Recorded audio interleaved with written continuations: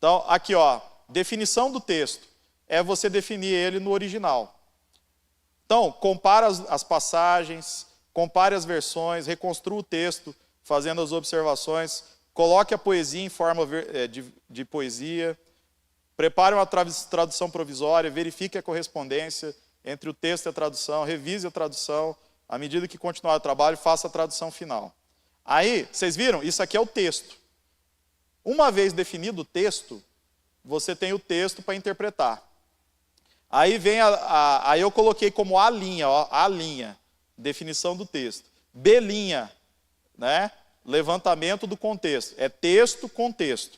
Qual é o contexto? Contexto histórico, pesquise o pano de fundo histórico, ambiente social, cenário histórico, aspectos geográficos, determine a época da escrita. Contexto bíblico, próximo e remoto. É aquilo que eu falei, por exemplo, do fogo, né? O que é fogo naquela passagem específica. Entendeu? Não é o que é fogo na Bíblia. Pelo amor de Deus, é tantos sentidos. O que é fogo naquela passagem específica. Entendeu? Então, o exegeta, às vezes, ele decepciona o povo. Porque o teólogo, ele quer o que é mais fácil para a teologia dele. Né? O exegeta vai falar o que é o sentido do texto. Entendeu? Na passagem específica. Às vezes sagrada, às vezes não tanto. Entendeu? Então, mas eu lamento. Né?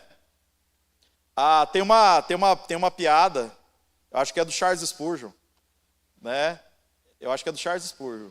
Ele fala o seguinte, seja bíblico, mesmo que te acusem de arminiano. Então ele está falando assim, por quê?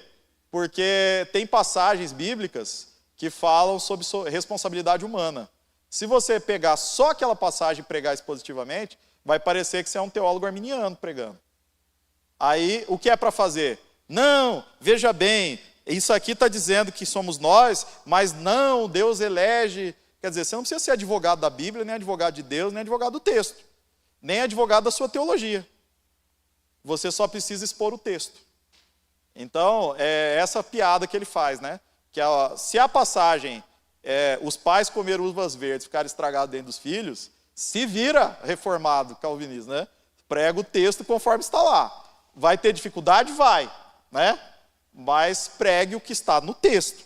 Aí, em outra passagem, ou no contexto geral da Bíblia, você vai mostrar por que você é reformado.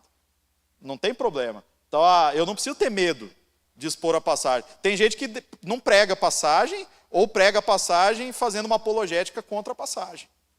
E não é isso que a gente tem que fazer. A gente tem que pregar o texto, confiar na soberania de Deus, né?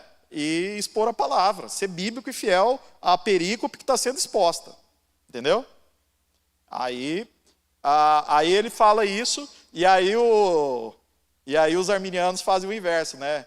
Pregue a Bíblia mesmo que te acusem de calvinista. Então é a brincadeira entre os pregadores positivos. Ou seja, um pregador expositivo, ele sempre vai pregar expositivamente o que o texto, na passagem específica, está falando. Se ele sempre fizer isso com fidelidade, ele vai agradar todo o verdadeiro crente e teólogo sério. Entendeu? Porque ele está expondo a palavra de Deus. Então isso é muito interessante. Agora, uma outra coisa. Esse contexto você levanta, e aí vem os 3 passos que eu já ensinei. Ó. Observação, interpretação e aplicação. E aí tem os 12 passos do método exegético que estão aqui dentro. E aí, o método indutivo, eu peguei os manuais indutivos, Estudo Bíblico Indutivo da Antônio Leonora Vandermeer, por exemplo, e para a exegese eu peguei o Manual da Exegese da Bíblia, Douglas Stewart e Gordon Fee, né? Editado pela Vida Nova. Então eu fiz o quê? Eu fiz uma fusão de 2 metodologias. Método indutivo, que eu já ensinei para vocês, e o método exegético. E aí eu propus o método exegético indutivo para a pré-exegeses do IBA. Então a pré-exegese do IBA só precisa ter 5 capítulos. Texto, contexto, observação, interpretação e aplicação. Entendeu? Bacana, né? Então você quer fazer, eu quero ensinar biblicamente. Eu vou olhar o texto comparando as versões, vou consultar os comentários bíblicos ou o original. Se eu não souber o original, eu consulto o comentário bíblico. defino o texto, estudo o contexto da passagem, aí eu observo o texto, interpreto o texto e aplico o texto. Então, se você fizer isso, você fez o que é uma exegese, entendeu? É você buscar o sentido original e aplicar na vida da igreja hoje. Gente, é muito legal. Eu acho o seguinte, a equivalência dinâmica, ela é boa, mas ela derruba muito teólogo que perde o emprego. Por quê? Porque 80% do que a gente faz é explicar a expressão idiomática, explicar sentido original de texto, né? Aí o cara já lê NVI e acabou a graça para nós, né?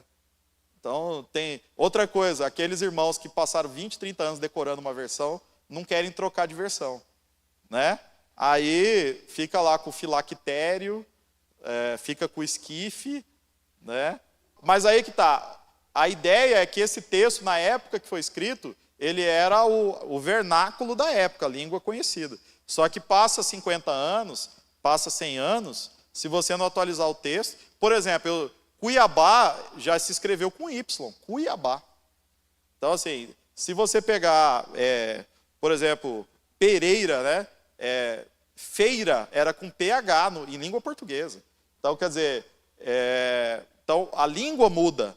Existe uma evolução do idioma. Se a gente não atualiza o idioma, aí nossos filhos não vão entender a Bíblia, nossos netos não vão ler. A gente não está falando de banalizar o texto.